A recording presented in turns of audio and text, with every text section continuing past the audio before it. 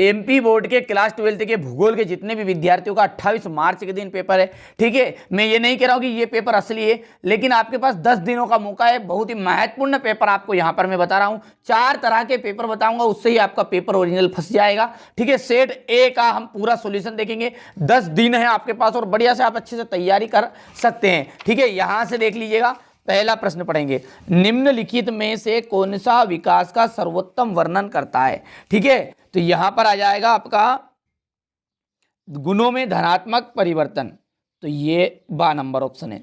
निम्न में से कौन सा एक प्रकार का उद्योग अन्य उद्योगों के लिए कच्चा माल का उत्पादन करता है, ठीक है। तो वो है आपका आधारभूत उद्योग।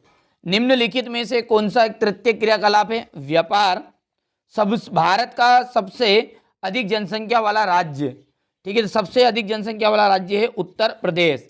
शुष्क कृषि में निम्न में से कौन सी फसल नहीं बोई जाती, शुष्क खेती में कौन सी फसल नहीं बोई जाती, तो वो है आपका गन्ना, ठीक है। यदि हम इंग्लिश मीडियम वाले बच्चों की बात करें तो यहां से देखिए टिक मार्क कर लीजिएगा, इसका बी ऑप्शन राइट है, देख लीजिएगा, ठीक है। दूसरे का आपका सी ऑप्शन राइट रहेगा।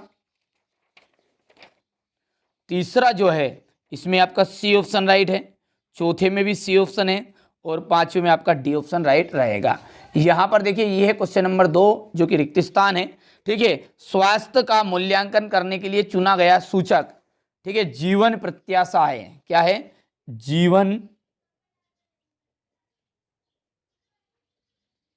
प्रत्याशा।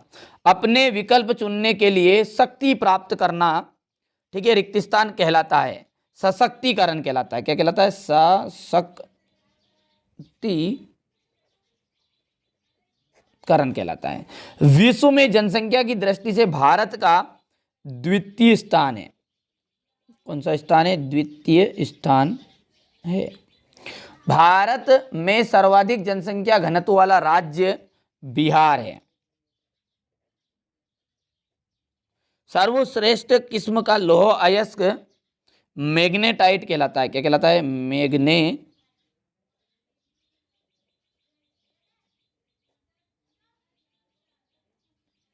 भारत में सबसे बड़ा नदी बेसिन गंगा नदी का है।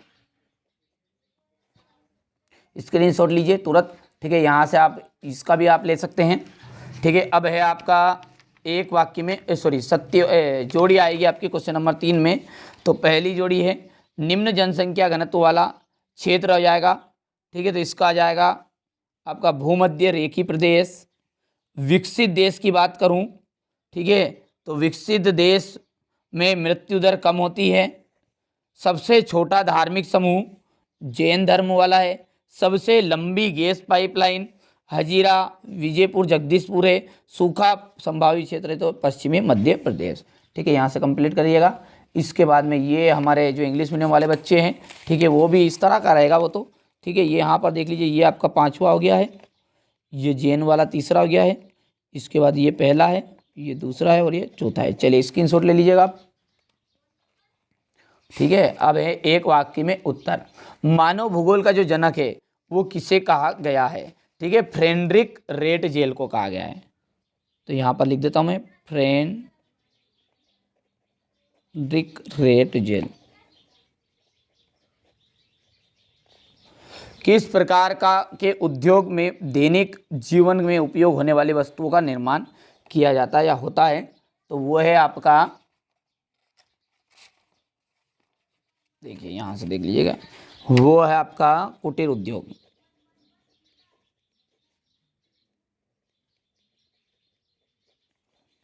तृतीय क्रियाकलाप किससे संबंधित है, तृतीय क्रियाकलाप है सेवा क्षेत्र से संबंधित, सेवा क्षेत्र से संबंधित है।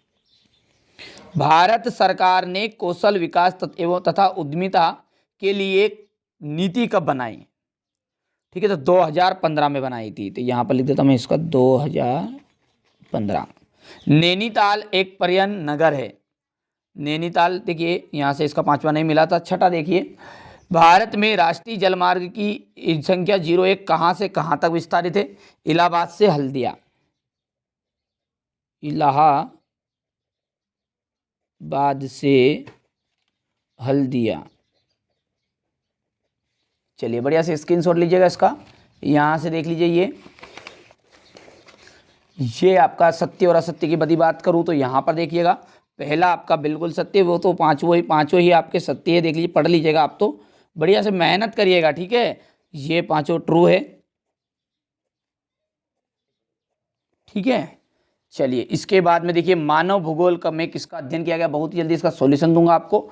मानव भूगोल क्या है, मानव भूगोल के विभिन्न अंग बताइए। 4 सेट है, चारों को अच्छे से मेहनत करके पढ़ लीजिएगा। इसके अलावा भी आप अच्छे से तैयारी कर सकते हैं, आपके पास एक लंबी गैप है, ठीक है, अच्छे से आप पढ़ सकते हैं, ठीक है। इसका मतलब ये नहीं कि आप आराम से शांति से बैठे, अच्छी मेहनत करिएगा। अंतिम पेपर है ट्रक कृषि क्या है, ठीक है। विनिर्माण पर संक्षिप्त टिप्पणी, चतुर्थ क्रियाकलाप, शब्द की परिभाषा देनी है। वायु मार्गों का निर्धारण दो कारकों से होता है, किन 2 कारकों से होता है। यहाँ पर क्वेश्चन नंबर ये 11 हो गया है।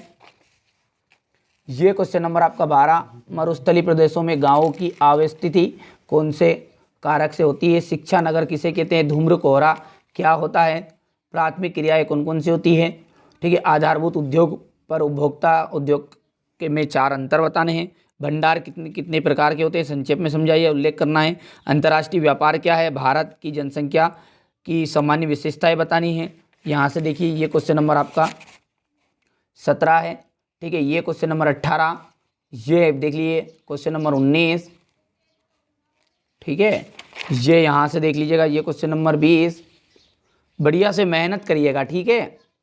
तो ये आपके टोटल 20 प्रश्न आने वाले हैं। 70 नंबर का आपका ये पेपर है जियोग्राफी का यानी भूगोल का। अच्छे से मेहनत कर लीजिएगा और अच्छे अंक प्राप्त करिएगा। चारों तरह के पेपर करिएगा।